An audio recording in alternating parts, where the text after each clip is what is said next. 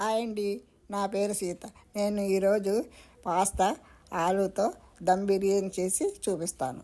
దానికి కావలసిన పదార్థాలు: ఒక గ్లాస్ బియ్యం గంట ముందు నానబెట్టుకున్నవి, పాస్తా అరకప్పు, నెయ్యి, అల్లం వెల్లుల్లి పేస్ట్, పుదీనా, కొత్తిమీర, 4 పచ్చిమిరపకాయలు, బిర్యానీ ఆకు 1, షాజీరా కొంచెము, 4 యాలక్కాయలు, 1 అనాస పువ్వు, మరాఠీ మొగ్గ, 4 లవంగాలు, మనం దాల్చిన చెక్క, ఆయిల్, పెరుగు, వేపుకున్న ఆనియన్, ఉప్పు, కారం, పసుపు, మీడియం సైజు ఆలు ముక్కలు కోసుకున్నవి, మసాలా పౌడరు, జీరా పౌడరు, ధనియా పౌడరు. ఒక గిన్నెలో నీళ్లు పోసుకొని స్టవ్ మీద పెట్టుకొని దాంట్లో కొంచెం ఉప్పు వేయాలి. నీళ్ళు మరుగుతున్నప్పుడు మనం ఈ పాస్తా వేసుకోవాలి. కొంచెం ఆయిల్ వేసుకోవాలి. పాస్తా సగం ఉడికినాక మనం ఆలు ముక్కలు వేసుకోవాలి. దాంట్లో వేసుకొని 2 మినిట్స్ ఉడకనివ్వాలి. ఇలాగా ఉడికిన ఈ పాస్తా ఆలుని మనం ఆఫ్ చేసుకొని ఒక గిన్నెలో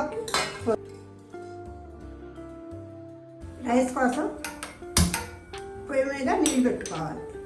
ఆ నీళ్ళలో కొంచెం దాల్చిన చెక్క, 2 లవంగాలు, 1 అనాస పువ్వు, మన బిర్యానీ ఆకు, 2 యాలక్కాయలు, కొంచెం షాజీరా వేసుకోవాలి.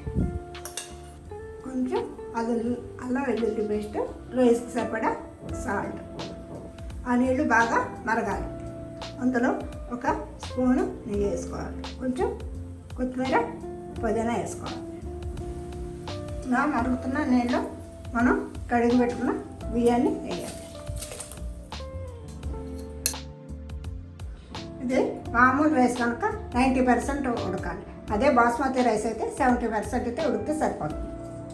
మనం ఉడకపెట్టుకున్న పాస్తా ఆలు మనం ఒక గిన్నెలో వేసుకోవాలి.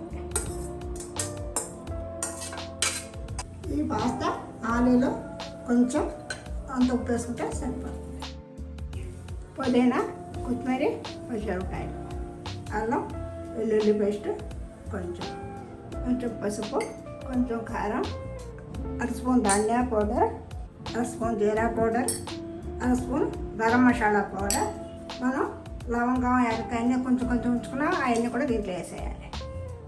పెరుగు, కొంచెం నెయ్యి. ఇందులో కూడా మనం ఉడుకుతున్న రైస్లో కూడా కొంచెం నెయ్యి వేసుకోవాలి. కొంచెం ఆయిల్, మనం వేపు పెట్టుకున్న ఉల్లిపాయ ముక్కలు, ఇవన్నీ బాగా కలుపుకోవాలి.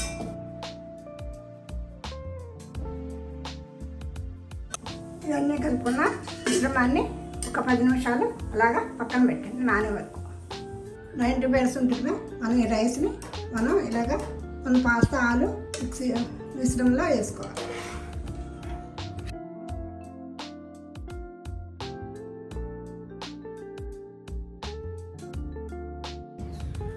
ఇలాగా లేయర్గా 2 సార్లు వేసుకోవాలి.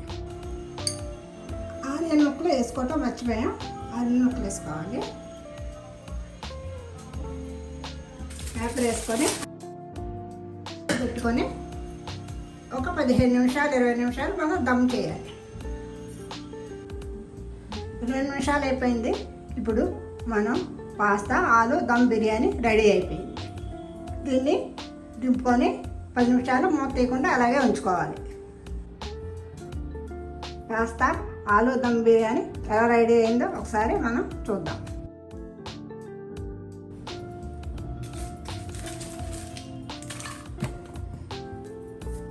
పాస్తా ఆలు దమ్ బిర్యానీ రెడీ అయింది.